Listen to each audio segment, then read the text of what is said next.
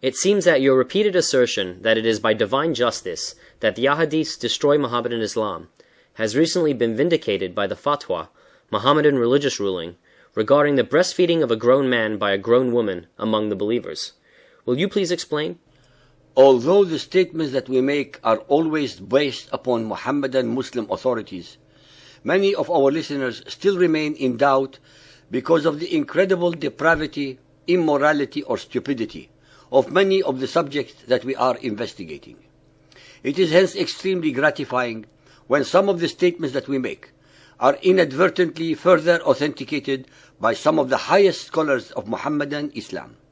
Recently, the head of the Al-Azhar Hadith Department put out a religious opinion called a fatwa, asserting that in Mohammedan Islam, breastfeeding allows a woman to be with a man in private. I shall now read to our listeners the official sequence of events. Dr. Izzat Atiyah explained his fatwa in an interview with Al-Watan Al-Yawm, the weekly of Egypt's ruling National Democratic Front Party. He said, "The religious ruling that appears in the Prophet's conduct, Sunnah, confirms that breastfeeding allows a man and a woman to be together in private, even if they are not family, and if the woman did not nurse the man in his infancy before he was weaned, providing that their being together serves some purpose, religious or secular." Being together in private means being in a room with the door closed, so that nobody can see them. A man and a woman who are not family members are not permitted to do this, because it raises suspicions and doubts. A man and a woman who are alone together are not necessarily having sex, but this possibility exists, and breastfeeding provides a solution to this problem. I also insist that the breastfeeding relationship to be officially documented in writing. The contract will state that this woman has suckled this man. After this, the woman may remove her hijab and expose her hair in the man's presence. Dr. Atiyah further explained that the breastfeeding does not necessarily have to be done by the woman herself. The important point, he said, is that the man and the woman must be related through breastfeeding. This can also be achieved by means of the man's mother or sister suckling the woman, or by means of the woman's mother or sister suckling the man, since all of these solutions legally turn them into brother and sister.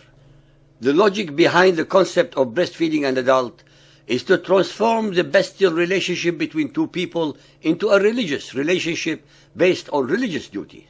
Since this breastfeeding takes place between two adults, the man is still permitted to marry the woman who breastfed him, whereas a woman who nursed a man in his infancy is not permitted to marry him. The adult was suckled directly from the woman's breast. This is according to a hadith attributed to Aisha, wife of the Prophet Muhammad, which tells of Salim, the adopted son of Abu Hudayfa, who was breastfed by Abu Hudayfa's wife when he was already a grown man with a beard by the Prophet's order. I shall now confirm the scholar's statement based upon the following accepted hadiths. Al-Tirmidhi Hadith 3173, narrated by Salama. Allah's Messenger said, "The only suckling which makes marriage unlawful is that which is taken from the breast and enters the bowels and is taken before the time of weaning." Sahih al-Bukhari Hadith 1.88, narrated by Abdullah bin Abi Mulaika. Uqba bin al-Harith said that he had married the daughter of Abi Aziz. Later on, a woman came to him and said, "I have suckled, nursed you, Uqba, and the woman whom you married, his wife, at my breast." Uqba said to her, "Neither I knew that you have suckled, nursed me, nor did you tell me."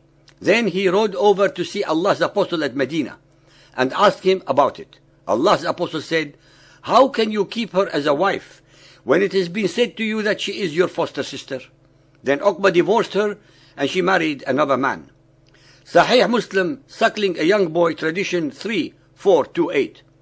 Zainab, daughter of Abu Salama, reported, "I heard Salama, the wife of Allah's Apostle, saying to Aisha, 'By Allah, I do not like to be seen by a young boy who has passed the period of fosterage.'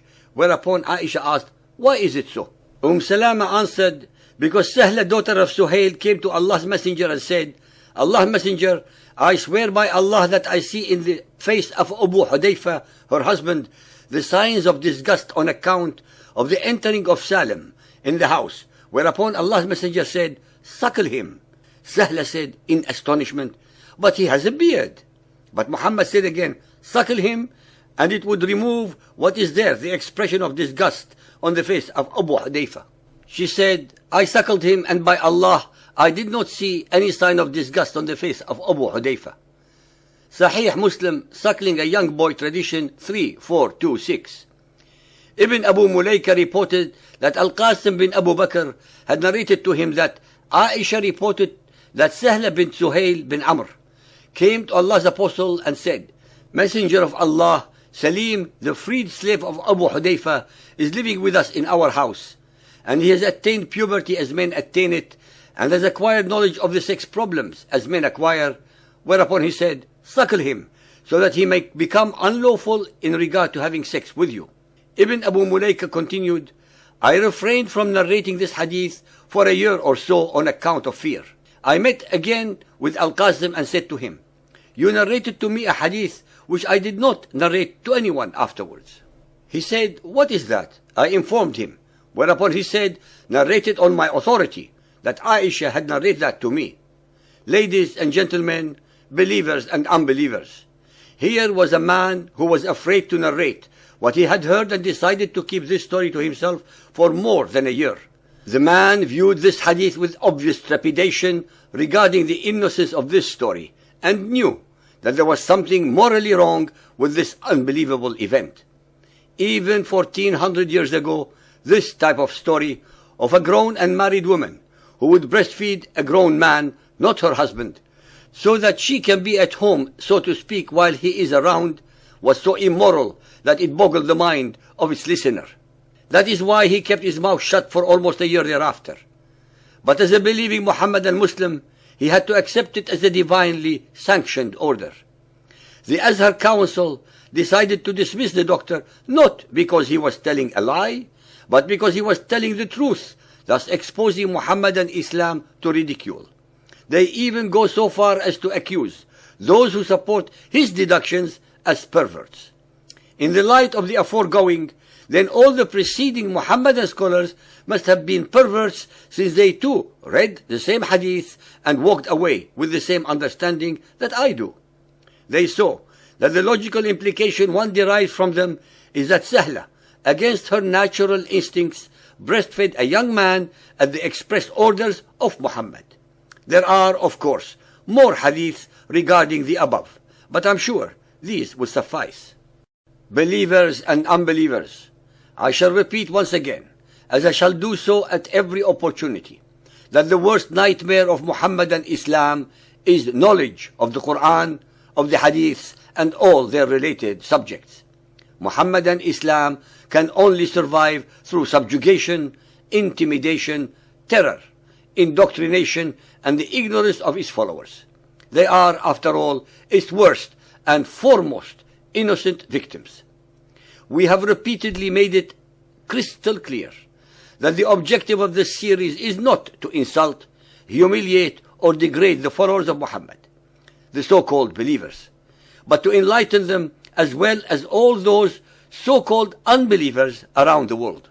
Believers, all that we have ever asked you to do is to use your God-given faculties to think independently for yourselves, to read and investigate the very Bible that the Quran asserts was revealed directly to Moses and the Gospels to Jesus. Why depend on or accept the mullahs or anybody else's versions that are passed on to you with deliberate falsifications? You should at least ask yourselves why you are forbidden from studying the scriptures of other peoples, especially if the Quran is allegedly so superior to them. If the Quran is so superior, then you should not be afraid or hesitate from reading them. What could you possibly lose? After all, we are repeatedly told by the scholars of Muhammadan Islam that the Quran loves knowledge. So learn, and hence unchain your minds and liberate your souls.